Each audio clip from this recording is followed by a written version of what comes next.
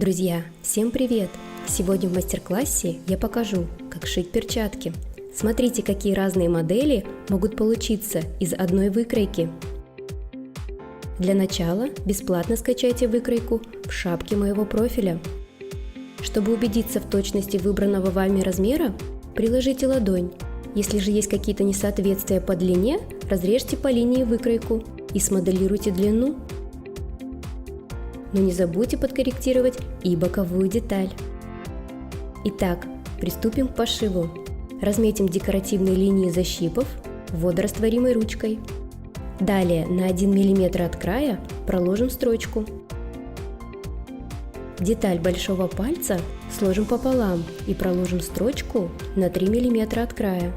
Выворачиваем, совмещаем разметку,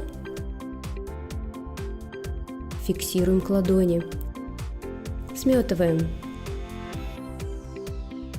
прокладываем строчку на 3 мм от края. Далее боковую деталь складываем пополам и прокладываем строчку на 3 мм. И также стачиваем все боковые детали. Деталь под буквой «С» фиксируем к перчатке со стороны ладони между мизинцем и безымянным пальцем.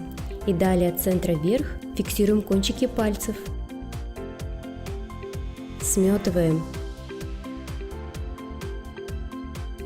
Повторите эти же действия для детали «Б», а затем для детали «А». Прокладываем строчку на расстоянии 3 мм от края. Будьте внимательны, прокладывая строчку, так как в середине между пальцев шов. Далее перчатку складываем лицом к лицу.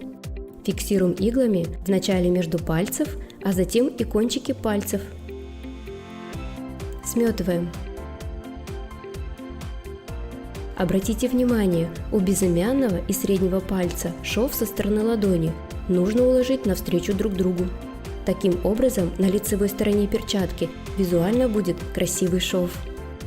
На мизинце и указательном пальце шов укладываем к центру пальца.